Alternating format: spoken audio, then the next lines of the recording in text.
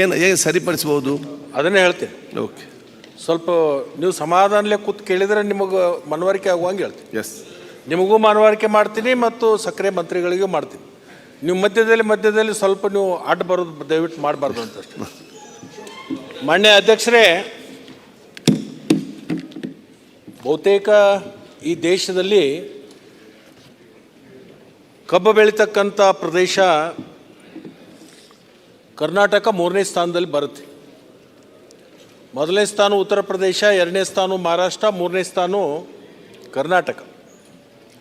ಅದರಲ್ಲಿ ಅತಿ ಹೆಚ್ಚು ಕಬ್ಬನ್ನು ಬೆಳೀತಕ್ಕಂಥ ಪ್ರದೇಶ ಕಿತ್ತೂರು ಕರ್ನಾಟಕ. ಬಿಜಾಪುರ, ಬಾಗಲಕೋಟೆ, ಬೆಳಗಾಮು, ಪಾರ್ಟ್ ಆಫ್ ಬೀದರ್ ಬರುತ್ತೆ. ಇಲ್ಲಿ ಅನೇಕ ಸಕ್ಕರೆ ಕಾರ್ಖಾನೆಗಳು, ಪ್ರೈವೇಟ್ ಲಿಮಿಟೆಡ್ ಸಕ್ಕರೆ ಕಾರ್ಖಾನೆ ಇದೆ, ಪಬ್ಲಿಕ್ ಲಿಮಿಟೆಡ್ ಕಂಪ್ನಿನೂ ಇದೆ, ಕೋಆಪರೇಟಿವ್ನೂ ಇದೆ. 3 ಹಂತದ ಸಕ್ಕರೆ ಕಾರ್ಖಾನೆಗಳು ಇಲ್ಲಿ ಕಾರ್ಯವನ್ನು ನಿರ್ವಹಿಸ್ತಾ ಇದೆ. ಬಹುತೇಕ ಕಡೆ ಕಾರ್ಖಾನೆ ಮಾಲೀಕರು ರೈತರನ್ನ, ಸಾಗಾಣಿಕೆಗಾರನ, ಕಟಾವುದಾರರನ್ನ ಮತ್ತು ಸರ್ಕಾರವನ್ನು ಮೋಸ ಮಾಡ್ತಕ್ಕಂಥದ್ದು ಬಹಳ ಸ್ಪಷ್ಟವಾಗಿ ನಮಗೆ ಇತ್ತೀಚಿನ ದಿನಮಾನದಲ್ಲಿ ನೋಡಲಿಕ್ಕೆ ಸಿಗ್ತಾ ಇದೆ. ಅಧ್ಯಕ್ಷರೇ, ನಮ್ಮ ಕಡೆ ಈ ಟ್ರ್ಯಾಕ್ಟರ್ ಮುಖಾಂತರ ಕಬ್ಬನ್ನು ಸರಬರಾಜು ಮಾಡ್ತಾರೆ. ಟ್ರ್ಯಾಕ್ಟರ್ಗಳು ಬಾಡಿಗೆ ಮುಖಾಂತರ ಕಟಾವುದಾರರು ಬೇರೆ ಜಿಲ್ಲೆ ಮತ್ತು ಬೇರೆ ರಾಜ್ಯದಿಂದ ನಮ್ಮ ಭಾಗಕ್ಕೆ ಕಟಾವು ಮಾಡಲಿಕ್ಕೆ ಕುಟುಂಬ ಸಹಿತ ಬರ್ತಾರೆ. ನಮ್ಮ ಕಡೆ ಎಲ್ಲ ಗಬಾಳ ಗ್ಯಾಂಗ್ ಅಂತ ಕರಿತೀವಿ ಅವಕ್ಕೆ. ಕುಟುಂಬ ಸಹಿತ ಗಂಡ ಹೆಂಡತಿ ಇಬ್ಬರು ಬರ್ತಾರೆ. ಇಲ್ಲಿ ಒಂದು ಟ್ರ್ಯಾಕ್ಟರ್ದಲ್ಲಿ 20 ಟನ್ನು, 25 ಟನ್ನು, 30 ಟನ್ನು, ಒಂದೊಂದು ಸರಿ 40 ಟನ್ಗಳನ್ನು ಭಾರವಾಗಿರ್ತಕ್ಕಂಥ ಕಬ್ಬನ್ನು ಹೇರ್ಕೊಂಡು ಸಾಗಾಣಿಕೆ ಮಾಡ್ತಕ್ಕಂಥದ್ದು ನಾವು ಪ್ರತಿನಿತ್ಯ ನೋಡ್ತೀವಿ. ಎಲ್ಲ ಕಾರ್ಖಾನೆಯವರು ಅಂತ ಹೇಳಲ್ಲ ನಾನು, ಕೆಲವೊಂದು ಕಾರ್ಖಾನೆ ಮಾಲೀಕರು ಕೂಡ ಅತ್ಯಂತ ಪ್ರಾಮಾಣಿಕವಾಗಿಯೂ ಇದ್ದಾರೆ. ಎಲ್ಲರೂ ನಾನು ಮೋಸಗಾರರು, ವಂಚಕರು, ಡಕಾಯಿತರು, ದರೋಡೆಕೋರರು ಅಂಥೇಳಿ ಎಲ್ರಿಗೂ ಸಂಬೋಧನೆ ಮಾಡಲಿಕ್ಕೆ ಹೋಗಲ್ಲ. ಕೆಲವೊಂದು ಜನ ಪ್ರಾಮಾಣಿಕ ಸಕ್ಕರೆ ಕಾರ್ಖಾನೆಗಳಿಟ್ಕೊಂಡು ನ್ಯಾಯಸಮ್ಮತವಾಗಿ ರೈತರಿಗೆ, ಸಾಗಾಣಿಕೆದಾರರಿಗೆ, ಕಟಾವುದಾರರಿಗೆ ನ್ಯಾಯಯುತವಾಗಿರ್ತಕ್ಕಂಥ ಹಣ ಕೊಡ್ತಕ್ಕಂಥದ್ದು ನಾವು ನೋಡ್ತೀವಿ. ಅಧ್ಯಕ್ಷರೇ, ನಾನು ಕಳೆದ ಬೆಳಗಾವಿಯಲ್ಲಿ ನಡೀತಕ್ಕಂಥ ವಿಧಾನಸಭೆಯ ಅಧಿವೇಶನದಲ್ಲಿ ಈ ವಿಷಯವನ್ನು ನಾನು ಪ್ರಸ್ತಾಪ ಮಾಡಿದ್ದೆ. ರಜಣ್ಣ ಒಂದು ನಿಮಿಷ ದಯವಿಟ್ಟು. ಆ ಪ್ರಸ್ತಾಪ ಮಾಡಿದಂಥ ಸಂದರ್ಭದಲ್ಲಿ 3ನೇ ದಿವಸಕ್ಕೆ ಸುಮಾರು 21 ಕಾರ್ಖಾನೆಗಳ ಮೇಲೆ ಏಕಕಾಲಕ್ಕೆ ದಾಳಿ ಆಗುತ್ತೆ. ಏಕಕಾಲಕ್ಕೆ ದಾಳಿ ಆಗಿ ವರದಿ ಬರುತ್ತೆ ಸರ್ಕಾರಕ್ಕೆ, ಯಾವ ಕಾರ್ಖಾನೆಯಲ್ಲಿಯೂ ಕೂಡ ಮೋಸ ಆಗಿಲ್ಲ, ಎಲ್ಲರೂ ಕೂಡ ಸತ್ಯ ಹರಿಶ್ಚಂದ್ರ ರಾಜನ ಮನೆಯಲ್ಲಿ ಬಾಡಿಗೆ ಇರ್ತಕ್ಕಂಥವ್ರು ಅಂಥೇಳಿ ಮೇಲ್ನೋಟಕ್ಕೆ ಹೇಳಿಬಿಡ್ತಾರೆ. ಅಧ್ಯಕ್ಷರೇ, ಭಾಳ ನೋವಿನಿಂದ ಒಂದು ಮಾತನ್ನು ಹೇಳ್ತೀನಿ. ಪಾಪ ಮುಗ್ಧ ರೈತ ಒಂದು ಎಕರೆಗೆ 40 ಟನ್ನು, 50 ಟನ್ನು, 60 ಟನ್ನು, ಒಂದೊಂದು ಕಡೆ 80 ಟನ್ನು ಬೆಳೀತಕ್ಕಂಥದ್ದು. ಆ ಕಬ್ಬು ಬೆಳೀತಕ್ಕಂಥ ರೈತನ ಬಾಳು ಇವತ್ತಿಗೂ ಕೂಡ ಸುಧಾರಣೆ ಆಗಿಲ್ಲ. ಕೇಂದ್ರ ಸರ್ಕಾರ MSP ಡಿಕ್ಲೇರ್ ಮಾಡಿದೆ, ರಿಕವರಿ ಮೇಲೆ ಅವರಿಗೆ ದರ ಕೊಡಬೇಕು ಅಂತ. ಆದರೆ ಕಾರ್ಖಾನೆ ಮಾಲೀಕರು ಒಂದು ಟ್ರ್ಯಾಕ್ಟರ್ ಬಂದಂಥ ಸಂದರ್ಭದಲ್ಲಿ, ಒಂದು ಟ್ರಿಪ್ ಬಂದಾಗ 1.5 ಟನ್ನು 2.5 ಟನ್ನು ತೂಕದಲ್ಲಿ ಮೋಸ ಮಾಡ್ತಾರೆ. ಅಲ್ಲಿ ಮೋಸ ಯಾರಿಗಾಯಿತು? ಕಬ್ಬು ಬೆಳೆಗಾರನಿಗೆ, ಸಾಗಾಣಿಕೆದಾರನಿಗೆ, ಕಟಾವುದಾರಿ ಅಧ್ಯಕ್ಷರೇ, ಒಂದು ನಾನು ನೋಡಿರ್ತಕ್ಕಂಥ ಒಂದು ದೃಶ್ಯವನ್ನು ನಿಮಗೆ ಹೇಳಿದರೆ, ಎಂಥ ಕಟುಕನ ಮನುಷ್ಯನಲ್ಲಿಯೂ ಕೂಡ ವ್ಯತ್ಯೆ ಆಗಲಿಕ್ಕೆ ಪ್ರಾರಂಭ ಆಗುತ್ತೆ. ಮಹಾರಾಷ್ಟ್ರದಿಂದ ಇಬ್ಬರು ಗಂಡ ಹೆಂಡತಿ ಬರ್ತಾರೆ ಕಟಾವು ಮಾಡಲಿಕ್ಕೆ. ಎಲ್ಲ ಕಾರ್ಖಾನೆಯವರು ಈ ಕಟಾವುದಾರರಿಗೆ ಒಂದು ವರ್ಷಕ್ಕೆ, ಒಂದು ಸೀಸನ್ನಿಗೆ 5 ಲಕ್ಷ, 6 ಲಕ್ಷ, 7 ಲಕ್ಷ, 10 ಲಕ್ಷ ಅಡ್ವಾನ್ಸ್ ಕೊಡ್ತಾರೆ. ಅದನ್ನು ಸೀಸನ್ ಮುಗಿದ್ರೊಳಗೆ ಅವ್ರು ಮುಟ್ಟಿಸ್ಬೇಕು. ಇಂಥ 10 ಜನರ ಒಂದು ಟೀಮ್ ಇರುತ್ತೆ. 5 ಜನ ಗಂಡ್ಮಕ್ಳು, 5 ಜನ ಹೆಣ್ಮಕ್ಳು. ಸತಿಪತಿಗಳು ಬರ್ತಾರೆ. ಅಧ್ಯಕ್ಷರೇ, ಆ ಪತಿಗೆ ಪ್ಯಾರಲಿಸ್ ಆಗುತ್ತೆ. ಅವನ್ನ ಆಸ್ಪತ್ರೆಗೆ ತೊಗೊಂಡು ಹೋಗ್ತಾರೆ. ಆ ಹೆಣ್ಮಗಳು 9 ತಿಂಗಳ ಗರ್ಭಿಣಿ, ಕಟಾವು ಮಾಡ್ತಾಳೆ. 9 ತಿಂಗಳಾದ 9ನೇ ದಿವಸಕ್ಕೆ ಹೆರಿಗೆ ಆಗುತ್ತೆ. ಎಲ್ಲಿ? ಅದೇ ಕಬ್ಬಿನ ಪಡದಲ್ಲಿ. ಆ ಹೆಣ್ಮಗಳು 4 ಕಬ್ಬುಗಳನ್ನು ಹಿಂಗೆ ಕಟ್ಟಿ ಮೇಲೆ ಒಂದು ಚಾದರ್ ಹಾಕಿ ನೆರಳು ಮಾಡಿ, ತೆಳಗಡೆ ಹುಲ್ಲು ಹಾಕಿ ಒಂದು ಅರಿಬೆ ಹಾಕಿ ಆ ಹೆತ್ತಿರ್ತಕ್ಕಂಥ ಮಗನ್ನ ಆ ತಪ್ಪಲಲ್ಲಿ ಹಾಕ್ತಾಳೆ. ಒಂದೇ ದಿವಸ ರೆಸ್ಟ್ ಮಾಡ್ತಾಳೆ ಅಧ್ಯಕ್ಷರೇ. ಮೊದಲನೇ ದಿವಸ ಕಬ್ಬು ಕಟಾವು ಮಾಡಲಿಕ್ಕೆ ಮತ್ತೆ ಪ್ರಾರಂಭ ಮಾಡ್ತಾಳೆ. ಕಾರಣ ಹೊಟ್ಟೆ ಹಸಿವು. ತಗೊಂಡಿರ್ತಕ್ಕಂಥ ಅಡ್ವಾನ್ಸದ ಸಾಲವನ್ನು ತೀರಿಸಬೇಕು. ಇದ್ರಿಗೋಸ್ಕರ ಹೆರಿಗೆ ಆಗಿರ್ತಕ್ಕಂಥ ಹೆಣ್ಮಗಳು ಒಂದು ದಿವಸ ಬಿಡು ಮಾಡಿಕೊಂಡು 2ನೇ ದಿವಸ ಕಟಾವು ಮಾಡ್ತಾಳೆ. ಆ ಕಟಾವು ಮಾಡಿರ್ತಕ್ಕಂಥ ತಾಯಿಯ ರಕ್ತ ಆ ಭೂಮಿ ಮೇಲೆ ಬೀಳುತ್ತೆ. ತನ್ನ ರಕ್ತವನ್ನು ಭೂಮಿ ಮೇಲೆ ಚೆಲ್ಲಿ 1 ಟನ್ ಕಬ್ಬನ್ನು ಕಟಾವು ಮಾಡ್ತಾಳೆ. ಬಾಡಿಗೆದಾರ, ಟ್ರ್ಯಾಕ್ಟರ್ ಓನರ್ ಆ ಕಬ್ಬ ಹೇರ್ಕೊಂಡು ಹೋಗ್ತಾನೆ. 20 ಟನ್ ಹೇರ್ಕೊಂಡು ಹೋಗ್ತಾನೆ. ಅಲ್ಲಿ ಹೋದ್ಮೇಲೆ 18 ಟನ್ ಆಗುತ್ತೆ. ಸಾಗಾಣಿಕೆದಾರರಿಗೆ ಎಷ್ಟು ಕೊಡ್ತಾರೆ? 350 ರೂಪಾಯಿ. 18 ಟನ್ ಹೇಗೆ ಆಗುದಂತ ಹೇಳಿ? 18 ಟನ್ನದಲ್ಲಿ 20 ಟನ್ ವಜನ್ ಇರ್ತಕ್ಕಂಥದ್ದು 18 ಟನ್ ಆಗುತ್ತೆ. ಹೇಗೆ? ಬರ್ತೀನಿ, ಸ್ವಲ್ಪ ಸಮಾಧಾನ ಕೇಳಿ, ಎಲ್ಲವನ್ನೂ ಹೇಳ್ತೀನಿ. ಮಧ್ಯದಲ್ಲಿ ಒಂದು ಖಾಸಗಿ ವೇಬ್ರಿಡ್ಜ್ ಇರುತ್ತೆ. ಖಾಸಗಿ ವೇಬ್ರಿಡ್ಜ್ದಲ್ಲಿ ತೂಕ ಮಾಡ್ತಾನೆ, ಕಾರ್ಖಾನೆಗೆ ಹೋಗ್ತಾನೆ. ಅಲ್ಲಿ ಹೋದಾಗ 18 ಟನ್ ಆಗುತ್ತೆ. ಕಾರ್ಖಾನೆ ಮಾಲೀಕರ ಜೊತೆಗೆ ವಾದ ಮಾಡ್ತಾನೆ, 20 ಟನ್ ಹೇರ್ಕೊಂಡು ಬಂದಿದ್ದೀನಿ, 18 ಟನ್ ಆಗಿದೆ ಅಂತ. ಅಲ್ಲಿರ್ತಕ್ಕಂಥ ಅಧಿಕಾರಿಗಳು ಹೇಳ್ತಾರೆ, ನಾವು ಮಾಡಿರ್ತಕ್ಕಂಥ ತೂಕಕ್ಕೆ ಒಪ್ಪಿಗೆ ಇದ್ದರೆ ಒಳಗಡೆ ಹೋಗಿ ಖಾಲಿ ಮಾಡು, ಇಲ್ಲಾಂದ್ರೆ ವಾಪಸ್ಸು. ಎಲ್ಲಿ ಹೋಗ್ಬೇಕು? ಯಾವ ಕಾರ್ಖಾನೆಗೆ ಹೋಗ್ಬೇಕು? ಕಟಾವು ಆದೇಶ ಇರಲ್ಲ, ಆ ಫ್ಯಾಕ್ಟ್ರಿಗೆ ಬಾಂಡ್ ಇರಲ್ಲ, ಆ ಫ್ಯಾಕ್ಟ್ರಿ ಜೊತೆಗೆ ಆ ಓನರ್ದು ಬಾಂಡ್ ಆಗಿರಲ್ಲ. ಅನಿವಾರ್ಯ ಅಲ್ಲೇ ಸುರಬೇಕು. ಕಬ್ಬು ಬೆಳೆಗಾರ ರೈತಂದು 2 ಟನ್ ಹೋಯ್ತು, ಸಾಗಾಣಿಕೆದಾರಂದು 2 ಟನ್ ಹೋಯ್ತು. ಆ ಪಾಪ ಹೆಣ್ಣು ಮಗಳು ಕಷ್ಟಪಟ್ಟು ಮನೆ ಬಿಟ್ಟು ಹೆರಿಗೆ ಆಗಿರ್ತಕ್ಕಂಥ ಒಂದೇ ದಿವಸ ರೆಸ್ಟನ್ನು ಮಾಡಿ ಮರುದಿವ್ಸ ಕಬ್ಬು ಕಟ್ಟಿರ್ತಕ್ಕಂಥ ಆ ತಾಯಿಯ ಕೂಲಿ 1 ಟನ್ 320 ರೂಪಾಯಿ ಹೋಗುತ್ತೆ. ಇಷ್ಟೇ ಅಲ್ಲ, ಸರ್ಕಾರಕ್ಕೂ ಮೋಸ ಆಗುತ್ತೆ. ಇಲ್ಲಿ ಕಬ್ಬನ್ನು ಒಳಗಡೆ ತಗೋತಾರೆ, ಕ್ರಷಿಂಗ್ ಮಾಡ್ತಾರೆ, ಸಕ್ಕರೆ ಬರುತ್ತೆ. ಆ ಸಕ್ಕರೆಯನ್ನು ಪಾವತಿ ಮಾಡಲಾರ್ದೆ, ಡಿ ತೊಗೊಳ್ಳಾರ್ದೆ, ಚೆಕ್ ತೊಗೊಳ್ಳಾರ್ದೆ ಕ್ಯಾಶ್ ತಗೋತಾರೆ, ಲಾರಿಯಲ್ಲಿ ಹೇರಿ ಕಳಿಸ್ತಾರೆ. ಆವಾಗ ನಿಮ್ಮ GST ಹೋಗುತ್ತೆ.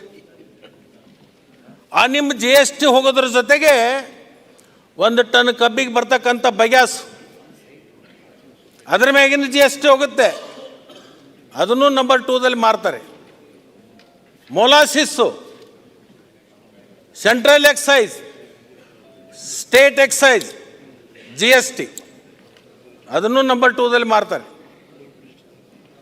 ಇದನ್ನು ಭಾಳಷ್ಟು ಸಕ್ಕರೆ ಸಚಿವರು ಹಿಂದಿನವರು ಇಂಥ ವಿಷಯಗಳನ್ನು ಗಮನದಲ್ಲಿ ತಂದಾಗ ಇವತ್ತು ನಮ್ಮದೇನೋ ಒಂದು ಸ್ವಲ್ಪ ಭರವಸೆ ಚಿಗುರು ಒಡೆದಿದೆ. ಈ ಎಲ್ಲ ವಿಷಯಗಳನ್ನು ಪ್ರಸ್ತಾಪ ಮಾಡೋಕ್ಕಿಂತ ಪೂರ್ವದಲ್ಲಿ ಸಕ್ಕರೆ ಸಚಿವರಾಗಿರ್ತಕ್ಕಂಥ ಶಿವಾನಂದ ಪಾಟೀಲರು ಮೊನ್ನೊಂದು ಹೇಳಿಕೆ ಕೊಟ್ಟರು. ನಾನು ಸಕ್ಕರೆ ಸಚಿವನಾದ ಮೇಲೆ ನಾನು ಚಿಂತನೆಯನ್ನು ಪ್ರಾರಂಭ ಮಾಡಿದ್ದೀನಿ. ಅನೇಕ ಕಡೆ ಕಬ್ಬು ಬೆಳೆಗಾರರಿಗೆ, ಸಾಗಾಣಿಕೆದಾರರಿಗೆ, ಕಟಾವುದಾರರಿಗೆ ಮೋಸ ಆಗ್ತಕ್ಕಂಥದ್ದು ನನ್ನ ಗಮನಕ್ಕೆ ಬಂದಿದೆ. ನಾನು ಸರ್ಕಾರದಿಂದ ತೂಕದ ಯಂತ್ರಗಳನ್ನು ಹಾಕಬೇಕು ಅಂತ ಹೇಳಿ ಚಿಂತನೆಯನ್ನು ಮಾಡಿದ್ದೀನಿ ಅಂತಕ್ಕಂಥ ಒಂದು ಪತ್ರಿಕೆಯಲ್ಲಿ ಓದಿದ ಮೇಲೇ ಇವತ್ತು ಹಿಂದೆ ನಾನು 2 ಬಾರಿ ಅಧಿವೇಶನದಲ್ಲಿ ವಿಷಯ ಪ್ರಸ್ತಾಪ ಮಾಡಿದಾಗ ಯಾವುದೇ ಪ್ರಯೋಜನ ಆಗಲಿಲ್ಲ, ಯಾವುದೇ ನ್ಯಾಯ ಸಿಗಲಿಲ್ಲ. ಆದರೆ ಇವತ್ತು ನನಗೇನು ಒಂದು ಆಶಾ ಚಿಗುರು ಹೊಡೆದಿದೆ ಅಂದರೆ, ನಾವು ಪ್ರಸ್ತಾಪ ಮಾಡೋಕ್ಕಿಂತ ಪೂರ್ವದಲ್ಲಿ ಇವತ್ತು ಸಕ್ಕರೆ ಸಚಿವರಾಗಿರ್ತಕ್ಕಂಥ ಶಿವಾನಂದ ಪಾಟೀಲರು ಸ್ವಯಂ ಘೋಷಿತವಾಗಿ ಒಂದು ಹೇಳಿಕೆಯನ್ನು ಕೊಟ್ಟಿರೋದ್ರಿಂದ ನಮಗೆ ಒಂದು ಸ್ವಲ್ಪ ಭರವಸೆ ಚಿಗುರು ಹೊಡೆದಿದೆ. ನಾನು ಸಚಿವರ ಗಮನಕ್ಕೆ ತರಲಿಕ್ಕೆ ಬಯಸ್ತೀನಿ. ಹಿಂದಿನ ಸಕ್ಕರೆ ಸಚಿವರು ಏಕಕಾಲಕ್ಕೆ 21 ಕಡೆ ದಾಳಿಯನ್ನು ಮಾಡಿದ್ರಲ್ಲ, ಎಲ್ಲಿನೂ ಏನೂ ಸಿಗಲಿಲ್ಲ. ಕಾರಣ ಏನಂದರೆ ಅಲ್ಲಿ ಹುಡುಕಿದ್ರೆ ಸಿಗಲಿಕ್ಕೆ ಸಾಧ್ಯ ಇಲ್ಲ ಅಧ್ಯಕ್ಷರೇ. ನೀವು ಯಾವತ್ತು ಹೋಗಿ ಅದನ್ನು ಇನ್ಸ್ಪೆಕ್ಷನ್ ಮಾಡಕ್ಕೆ ಹೋಗ್ತೀರಿ, ಅಲ್ಲಿ ನಿಮಗೆ ಸಿಗಲಿಕ್ಕೆ ಸಾಧ್ಯವೇ ಇಲ್ಲ. ಕಾರಣ ಏನಂದರೆ ಅತ್ಯಾಧುನಿಕವಾಗಿರ್ತಕ್ಕಂಥ ಮೋಸದ ಯಂತ್ರಗಳನ್ನು ಪ್ರಾರಂಭ ಮಾಡಿದ್ದಾರೆ. ಒಂದು ಸಾಫ್ಟ್ವೇರ್ ತಯಾರು ಮಾಡಿದ್ದಾರೆ, ಒಂದು ವ್ಯಾಪ್ ತಯಾರು ಮಾಡಿದ್ದಾರೆ. ಒಬ್ಬನೇ ಇದನ್ನು ಇಡೀ ರಾಜ್ಯದಲ್ಲಿರ್ತಕ್ಕಂಥ ಮಹಾರಾಷ್ಟ್ರ ಕರ್ನಾಟಕದಲ್ಲಿ ನಿಯಂತ್ರಣ ಮಾಡ್ತಕ್ಕಂಥ ಒಬ್ಬ ಭೂಗತ ದೊರೆ ಅಂತ ಹೇಳಿ ಕರಿಬೇಕಾಗತ್ತೆ ಅವನಿಗೆ. ಇದನ್ನೆಲ್ಲವನ್ನು ನಿಯಂತ್ರಣ ಮಾಡೋ ಒಬ್ಬನೇ ವ್ಯಕ್ತಿ. ಮತ್ತು ಅದೆಲ್ಲ ನನಗೆ ಗೊತ್ತಿದ್ದರೆ ನಾನೇ ಆ ಕೆಲಸ ಮಾಡ್ತಿದ್ದೆ. ಸರ್ಕಾರ ಗಮನಕ್ಕೆ ತರ್ತಾ ಇದ್ದೆ. ಅಧ್ಯಕ್ಷರೇ, ಒಂದು ಸರಿ ನನಗೆ ನಗು ಬರ್ತದೆ. ಇಲ್ಲಿ ರಾಜು ಕಾಗೇರ್ ಹೋದಾರ, ಅವ್ರ ತಂದೆಯವರು ಜಿಲ್ಲಾ ಪಂಚಾಯತಿ ಸದಸ್ಯರಿದ್ದರು. ಅವಾಗ ಒಂದು ಸರಿ ಅವರು ಗ್ರಾಮ ಪಂಚಾಯತಿ ಅಧ್ಯಕ್ಷರಾಗಿದ್ದರು. ಆ ಗ್ರಾಮ ಪಂಚಾಯತಿ ಒಂದು ಸರಿ ಕಳುವಾಯಿತು. ಆ ಗ್ರಾಮ ಪಂಚಾಯತಿ ಕಳುವಾದಾಗ ಒಂದು ಪೊಲೀಸ್ ಸ್ಟೇಷನ್ಗೆ ಹೋಗಿ ಕಂಪ್ಲೇಂಟ್ ಕೊಡ್ತಾರೆ. ಕಂಪ್ಲೇಂಟ್ ಕೊಟ್ಟ ಮೇಲೆ 1 ವಾರ ಆಗುತ್ತೆ ಸಾಹೇಬ್ರೆ. ಸಬ್ ಇನ್ಸ್ಪೆಕ್ಟರ್ ಬಂದಾಗ ಕೇಳ್ತಾನೆ, ನಮ್ಮ ಪಂಚಾಯತಿ ಕಳವಾದದ್ದು ಎಲ್ಲಿಗೆ ಬಂತು ಅಂಥೇಳಿ.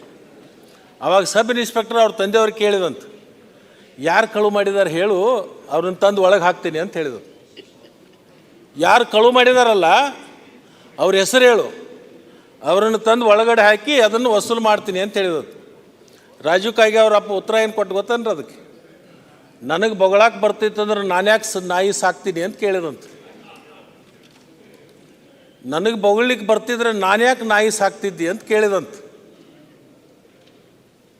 ಅಧ್ಯಕ್ಷರೇ, ಇದು ಮಹಾರಾಷ್ಟ್ರದಿಂದ ಒಂದು ಜಾಲ ಇದೆ, ಕೊಲ್ಲಾಪುರದಿಂದ ಪ್ರಾರಂಭ ಆಗುತ್ತೆ. ಇಲ್ಲಿ ಏನು ಮಾಡಿದ್ದಾರೆ ಅಂದರೆ, ಎಲ್ಲ ಕಾರ್ಖಾನೆ ಯಂತ್ರಗಳೇನು ಇದಾವಲ್ಲ ಆ ಸಾಫ್ಟ್ವೇರ್ದಲ್ಲಿ ಅಳವಡಿಕೆ ಮಾಡಿದ್ದಾರೆ. ಈಗ ಹೆಂಗೆ ನಮ್ಮ ಮೊಬೈಲದೊಳಗೆ ಒಂದು ಆ್ಯಪ್ ರೆಡಿ ಆಗತ್ತಲ್ಲ, ಆ್ಯಪ್ ಆಪ್ರೇಟ್ ಮಾಡ್ತಾರಲ್ಲ, ಇದನ್ನು ಅಪ್ಲೋಡ್ ಮಾಡೋದು, ಅದನ್ನು ಅನೇಕ ಡೆವಲಪ್ಮೆಂಟ್ ಮಾಡ್ತಕ್ಕಂಥದ್ದು ಒಂದೇ ಕಡೆ ಕೂಡ ಮಾಡ್ತಾರಲ್ಲ, ಅಂಥದ್ದೇ ಇದೊಂದು ಜಾಲ. ಆ ಕಾರ್ಖಾನೆಯವ್ರಿಗೆ ಏನು ಕೊಟ್ಟಿದ್ದಾರೆ ಅಂದರೆ, ಬರೀ ಒಂದು ರಿಮೋಟ್ ಕೊಟ್ಟಿದ್ದಾರೆ. ಅಲ್ಲಿ 2 ವೇಬ್ರಿಡ್ಜ್ ಇರುತ್ತೆ, ಒಂದು ಸಕ್ಕರೆ ತೂಕ ಮಾಡೋದು, ಒಂದು ಕಬ್ಬು ತೂಕ ಮಾಡೋದು. ಎರಡಕ್ಕೂ ಕೂಡ ಅದನ್ನು ಅಳವಡಿಸಿದ್ದಾರೆ. ಇವರಿಗೆ 2 ರಿಮೋಟ್ ಕೊಡ್ತಾರೆ ಅಧ್ಯಕ್ಷರೇ. ಯಾರು ಜಾಣರು ಬಂದು ಬೇರೆ ಕಡೆ ಏನಾದರೂ ತೂಕ ಮಾಡ್ಕೊಂಡು ಬಂದಾಗ, ಆ ಒಂದು ಫ್ಯಾಕ್ಟ್ರಿಗೆ ಬಂದಾಗ, ಎಲ್ಲಿ ಖಾಸಗಿ ಯಂತ್ರಗಳಿರ್ತಾವಲ್ಲ ಅಧ್ಯಕ್ಷರೇ, ಇದು ಜಾಲ ಯಾವ ಮಟ್ಟಕ್ಕಿದೆ ಅಂದರೆ, ಈ ಖಾಸಗಿ ಯಂತ್ರಗಳನ್ನು, ತೂಕದ ಯಂತ್ರಗಳು ಹಾಕ್ಕೊಂಡಿರ್ತಾರಲ್ಲ ಅವ್ರ ಜೊತೆಗೂ ಕೂಡ ಒಡಂಬಡಿಕೆ ಇದೆ. ಅವ್ನು ಫೋನ್ ಮಾಡಿ ಹೇಳ್ತಾನೆ ಅವ್ರಿಗೆ, ಇಂಥ ಟ್ರ್ಯಾಕ್ಟ್ರು, ಇಂಥ ನಂಬರು, ಇಷ್ಟು ವಜನ್ ಆಗಿದೆ, ತೂಕ ಮಾಡ್ಕೊಂಡು ಬಂದಿದೆ, ನಿನ್ನ ಕಾರ್ಖಾನೆಗೆ ಬರ್ತಾ ಇದೆ ಅಂತ. ಅವಾಗ ಈ ವೇಬ್ರಿಡ್ಜದಲ್ಲಿರ್ತಕ್ಕಂಥ ವ್ಯಕ್ತಿ ಅದನ್ನು ರಿಮೋಟ್ ಇರುತ್ತಲ್ಲ ಅದನ್ನು ಆಫ್ ಮಾಡ್ತಾನೆ. ಅಲ್ಲಿ 20 ಟನ್ ಆಗಿದ್ರೆ ಇಲ್ಲಿ 20 ಟನ್ ಆಗುತ್ತೆ. ಅವನ ಸಂಶಯ ನಿವಾರಣೆ ಆಗುತ್ತೆ. ಆವಾಗ ಅವನು ಮುಂದೆ ಯಾವತ್ತೂ ತೂಕ ಮಾಡೋಕ್ಕೆ ಹೋಗಲ್ಲ. ಅನೇಕ ಸಕ್ಕರೆ ಕಾರ್ಖಾನೆಗಳಲ್ಲಿ ಇವು ಪ್ರತ್ಯಕ್ಷವಾಗಿ ಹಿಡಿದು ಗಲಾಟೆ ಮಾಡಿ ರೈತರು ದಂಗೆ ಮಾಡಿದಾಗ ರೈತರ ಮೇಲಿನ ಹಲ್ಲೆ ಆಗಿರ್ತಕ್ಕಂಥದ್ದಿದೆ. ಗುಂಡಾಗಳನ್ನು ಕರೆಸಿ ಟ್ರ್ಯಾಕ್ಟರ್ ಮಾಲೀಕನ ಮತ್ತು ಕಬ್ಬು ಬೆಳೆಗಾರರನ್ನ ಹೊಡೆದಿರ್ತಕ್ಕಂಥದ್ದು ಕೇಸ್ಗಳಿದಾವೆ. ಅಧ್ಯಕ್ಷರೇ, ನಾನು ಒಂದು ಪ್ರಶ್ನೆ ಕೇಳ್ತೀನಿ. ಅನೇಕ ಕಡೆ ಖಾಸಗಿ ಕಾರ್ಖಾನೆಗಳು ಇವತ್ತು ಕಾರ್ಯಗಳನ್ನು ಮಾಡ್ತಕ್ಕಂಥ ಸಂದರ್ಭದಲ್ಲಿ ಸಹಕಾರಿ ಸಕ್ಕರೆ ಕಾರ್ಖಾನೆಗಳಿದಾವೆ. ಸಹಕಾರಿ ಸಕ್ಕರೆ ಕಾರ್ಖಾನೆಗಳು 10 ವರ್ಷ ಆದರೂ ಕೂಡ ಸಾಲು ಮುಟ್ಟಲ್ಲ. ಭಾಳಷ್ಟು ಜನರ ಆರೋಪ ಏನು, ಖಾಸಗಿ ಕಾರ್ಖಾನೆಯವರಿಗೆ ಪ್ರಾಮಾಣಿಕವಾಗಿ ಮಾಡ್ತಾರೆ, ಸಹಕಾರಿ ಕ್ಷೇತ್ರದಲ್ಲಿರ್ತಕ್ಕಂಥವರು ಕಳ್ತನ ಮಾಡ್ತಾರೆ, ದರೋಡೆ ಮಾಡ್ತಾರೆ, ಅವರು ಮೋಸ ಮಾಡ್ತಾರೆ, ಅದರಿಂದ ಸಹಕಾರಿ ಸಕ್ಕರೆ ಕಾರ್ಖಾನೆಗಳು ಹಾನಿಯಲ್ಲಿದ್ದಾವೆ, ಬರಲ್ಲ. ಅದು ಸಹಕಾರಿ ಸಕ್ಕರೆ ಕಾರ್ಖಾನೆಗಳು ಪ್ರಾಮಾಣಿಕವಾಗಿ ನಡೆಸ್ಕೋತಿರೋದ್ರಿಂದ ಇವರು ಖಾಸಗಿ ಕಾರ್ಖಾನೆಯವರು ದಗಾಕೋರು ಮಾಡೋದ್ರಿಂದ, ಅಧ್ಯಕ್ಷರೇ ನಿಮಗೆ ಹೇಳ್ತೀನಿ, ಒಂದೊಂದು ಕಾರ್ಖಾನೆಯವರು ಒಂದು ವರ್ಷಕ್ಕೆ 40,000ದಿಂದ 50,000 ಟನ್ ಕಬ್ಬನ್ನು ರೈತರನ್ನು, ಸಾಗಾಣಿಕೆದಾರರನ್ನು ಮತ್ತು ಕಟಾವುದಾರರನ್ನು ಮೋಸ ಮಾಡಿ ಇವತ್ತು ನಾವು ನೋಡ್ತೀವಿ. 5 ವರ್ಷದಲ್ಲಿ ಒಂದು ಕಾರ್ಖಾನೆ ಹಾಕಿದರೆ 5ನೇ ವರ್ಷಕ್ಕೆ ಮತ್ತೆ ಜಮೀನು ಮತ್ತೊಂದು ಕಾರ್ಖಾನೆ ತಯಾರು ಮಾಡಲಿಕ್ಕೆ ಹೋಗ್ತಾರೆ. ಹೇಗೆ ಲಾಭ ಆಗುತ್ತೆ? ಎಲ್ಲಿಂದ ಬರುತ್ತೆ? ಇದನ್ನೆಲ್ಲವನ್ನು ನೋಡಿದಾಗ ನಮಗನಿಸುತ್ತೆ ಇವರು ಮೋಸದಿಂದ ಮಾಡಿರ್ತಕ್ಕಂಥ ಹಣದಿಂದ ಮತ್ತೆ ಹೊಸ ಹೊಸ ಸಕ್ಕರೆ ಕಾರ್ಖಾನೆಗಳನ್ನು ಮಾಡ್ತಾ ಇದ್ದಾರೆ ಅನ್ನೋದು ಭಾಳ ಸ್ಪಷ್ಟವಾಗಿ ಇವತ್ತು ನಮಗೆ ಗೊತ್ತಾಗುತ್ತೆ. ಅದಕ್ಕೆ ಮಾನ್ಯ ಅಧ್ಯಕ್ಷರೇ, ಸಕ್ಕರೆ ಸಚಿವರಿಗೆ ನಾನು ಕೈ ಮುಗಿದು ವಿನಂತಿ ಮಾಡ್ತೀನಿ. ನಿನ್ನ ಮೇಲೆ ಒಂದು ಭರವಸೆ ಇಡ್ತೀವಿ. ಅಧಿಕಾರ ಶಾಶ್ವತ ಯಾವ ವ್ಯಕ್ತಿಗೂ ಅಲ್ಲ. ಮನುಷ್ಯ ಹುಟ್ಟಿದ ಮೇಲೆ ಆಯುಷ್ಯ, ಅಂತಸ್ತು ಮತ್ತು ಅಧಿಕಾರ ಯಾವತ್ತು ನಿರಂತರವಾಗಿರ್ತಕ್ಕಂಥದ್ದಲ್ಲ. ಇದು ಹುಟ್ಟಿದ ಮನುಷ್ಯ ಒಂದ್ಸಲ ಸಾಯಲೇಬೇಕು, ಬಂದಿರತಕ್ಕಂಥ ಅಧಿಕಾರ ಒಂದ್ಸಲ ಹೋಗಲೇಬೇಕು, ಭಗವಂತ ಕೊಟ್ಟಿರ್ತಕ್ಕಂಥ ಐಶ್ವರ್ಯನೂ ಒಂದ್ಸಲ ಹೋಗಲೇಬೇಕು. ಇವು ಯಾವುವು ಶಾಶ್ವತ ಅಲ್ಲ. ನಾನು ಸಕ್ಕರೆ ಸಚಿವರಿಗೆ ಇವತ್ತು ವಿನಂತಿ ಮಾಡ್ತೀನಿ, ಆ ಭಾಗದಲ್ಲಿ ಹುಟ್ಟಿ ರೈತರ ಮಧ್ಯದಲ್ಲಿ ಇರ್ತಕ್ಕಂಥ ವ್ಯಕ್ತಿ ಇರೋದ್ರಿಂದ ಅದು ಎಷ್ಟು ದಿವಸ ಇರ್ತದೆ ಇರಲಿ, ಎಷ್ಟು ದಿವಸ ಹೋಗ್ತದೆ ಹೋಗಲಿ, ಆದರೆ ನಿನ್ನ ಹೆಸರು ಶಾಶ್ವತವಾಗಿ ಆ ಭಾಗದಲ್ಲಿ ಉಳಿಬೇಕಾದ್ರೆ ಆ ಭಾಗದಲ್ಲಿರ್ತಕ್ಕಂಥ ರೈತರ, ಕಬ್ಬು ಬೆಳೆಗಾರರ ಒಂದು ಶ್ರಮದ ಫಲ, ಅವರು ಮಾಡಿರ್ತಕ್ಕಂಥ ಶ್ರಮಕ್ಕೆ ಬೆಲೆ ಸಿಗಬೇಕಾದ್ರೆ ಆ ಪುಣ್ಯದ ಕೆಲಸ ನಿನ್ನಿಂದ ಆಗಬೇಕು ಅಂತೇಳಿ ನಾನು ಅಪೇಕ್ಷೆ ಪಡ್ತೀನಿ.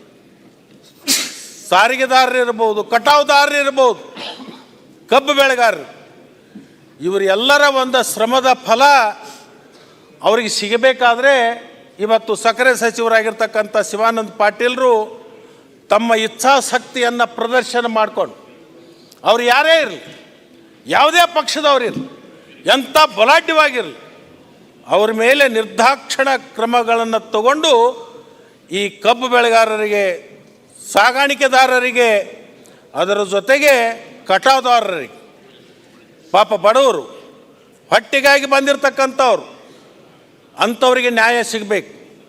ಅದರ ಜೊತೆಗೆ ಸರ್ಕಾರಕ್ಕೆ ಆಗ್ತಕ್ಕಂಥ ಹಾನಿ, ಈ ಟ್ಯಾಕ್ಸನ್ನು ಉಳಿಸ್ತಕ್ಕಂಥದ್ದೇನು ಮಾಡ್ತಾ ಇದ್ದಾರೆ, ಸರ್ಕಾರಕ್ಕೆ ಮೋಸ ಆಗುತ್ತೆ. ಅದಕ್ಕೆ ತಾವು ಭಾಳ ಶಿಸ್ತವಾಗಿರ್ತಕ್ಕಂಥ ಕ್ರಮಗಳನ್ನು ತಗೋಬೇಕು. ಆ ಕೆಲಸವನ್ನು ನಿಮ್ಮಿಂದ ಆಗಲಿ ಅಂತ ಹೇಳಿ ನಾನು ಬಯಸ್ತೀನಿ. ಅದು ಎಂಥ ನಿನಗೆ ಒತ್ತಡ ಬಂದರೂ ಸಹಿತ ನಾವೆಲ್ಲರೂ ಕೂಡ ಬಿಜಾಪುರ, ಬಾಗಲಕೋಟೆ, ಬೆಳಗಾಮು ಪಕ್ಷಾತೀತವಾಗಿ ಎಲ್ಲರೂ ಶಾಸಕರು ನಿಮ್ಮ ಜೊತೆಗಿರ್ತೀವಿ, ಕಾರ್ಖಾನೆ ಮಾಲೀಕರನ್ನು ಹೊರತುಪಡಿಸಿ. ಮಾನ್ಯ ಒಂದು ಮಾತು ಹೇಳಿದ್ರು ಅವರು,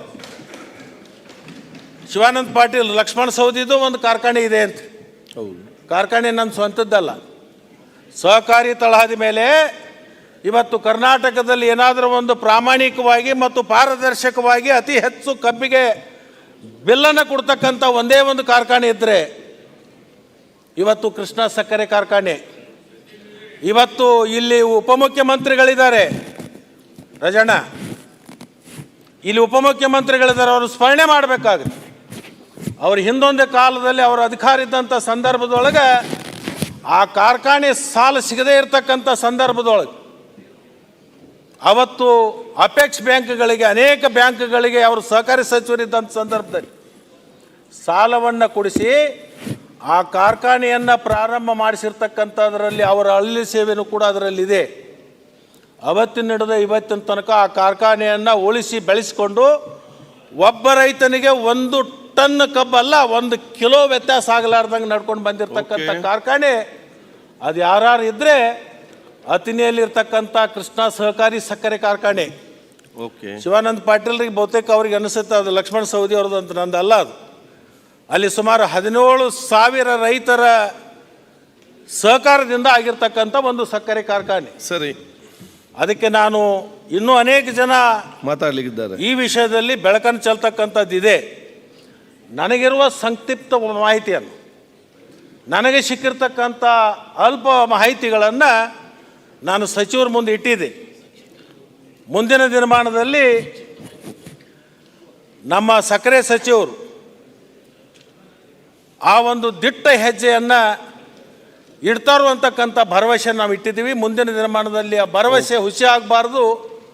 ಆ ಭಾಗದ ಕಬ್ಬು ಬೆಳೆಗಾರರು ಶಿವಾನಂದ ಪಾಟೀಲರು ಸಕ್ಕರೆ ಸಚಿವರಾದ ಮೇಲೆ ನಿಜವಾದ ನ್ಯಾಯವನ್ನು ಕೊಟ್ಟರು ಅಂತ ಹೇಳಿ ಆ ಭಾಗದಲ್ಲಿರ್ತಕ್ಕಂಥ ಕಬ್ಬು ಬೆಳೆಗಾರರು ಹೇಳುವಂಥ ಮಾತನ್ನು ಅವರ ಕಾಲಾವಧಿಯಲ್ಲಿ ಆಗಲಿ ಅಂತ ಹೇಳಿ ಅವರಿಗೆ ಶುಭವನ್ನು ಕೋರಿ ನನ್ನ ಮಾತಿಗೆ ವಿರಾಮ ಕೊಡ್ತೀನಿ. ಇನ್ನೂ ಮಧ್ಯದಲ್ಲಿ ಅನೇಕ ವಿಚಾರಗಳನ್ನು ಕೇಳಿದರೆ ಅವರಿಗೇನಾದರೂ ಒಂದು ಹೆಚ್ಚಿನ ಮಾಹಿತಿ ಬೇಕಾದ್ರೆ ಕೊಡ್ಬೋದು. ಅಧ್ಯಕ್ಷರೇ, ನಿಮ್ಮ ಮುಖಾಂತರ ನಾನು ಹೇಳ್ತೀನಿ, ಇಲ್ಲಿ ಈ ಸಭೆಯಲ್ಲಿ ಹೇಳೋದ್ರಿಂದ ಅಲ್ಲಿರ್ತಕ್ಕಂಥ ಕೆಲವೊಂದು ಗೌಪ್ಯವಾಗಿರ್ತಕ್ಕಂಥ ಮಾಹಿತಿ ಅವ್ರು ಕೇಳಿದರೆ ನಾನು ಗೌಪ್ಯವಾಗಿ ಅವ್ರ ಭೇಟಿಯಾಗಿ ಅದನ್ನು ಯಾವ ಥರದಿಂದ ಅವರನ್ನು ನಿಯಂತ್ರಣ ಮಾಡಬೇಕು, ಯಾವ ಥರದಿಂದ ಆ ಕಳ್ಳರನ್ನು ಹಿಡಿಬೇಕು, ಆ ಕಳ್ಳರನ್ನು ಹಿಡಿದು ಅವರಿಗೆ ಶಿಕ್ಷೆಯನ್ನು ಕೊಡಿಸಲಿಕ್ಕೆ ಅವ್ರ ಸಾಮರ್ಥ್ಯವನ್ನು ಪ್ರದರ್ಶನ ಮಾಡಿದರೆ ಅವರಿಗೆ ಸೂಕ್ಷ್ಮವಾಗಿರ್ತಕ್ಕಂಥ ಮಾಹಿತಿಯನ್ನು ಕೊಡಲಿಕ್ಕೆ ನಾನು ಬದ್ಧನಾಗಿದ್ದೀನಿ ಅಂತಕ್ಕಂಥ ಮಾತನ್ನು ಕೂಡ ಈ ಸಂದರ್ಭದಲ್ಲಿ ಹೇಳಿ, ಇನ್ನೂ ಅನೇಕ ಜನ ನಮ್ಮ ಸ್ನೇಹಿತರು ಮಾತಾಡ್ತಾರೆ, ಅದಾದಮೇಲೆ ಅವರು ಉತ್ತರವನ್ನು ಕೊಡಲಿ ಅಂತ ಹೇಳಿ ನಾನು ಬಯಸ್ತೀನಿ. ರಾಜು ಕಾಗೆ ಬಹುತೇಕ ಈಗ ಲಕ್ಷ್ಮಣ್ ಸಂಗಪ್ಪ ಸವದಿ ಅವರು ಎಲ್ಲ ವಿಚಾರವನ್ನು ಕೂಡ ಹೇಳಿದ್ದಾರೆ. ಈ ಕಬ್ಬು ಬೆಲ್ಲಗಾಗುವ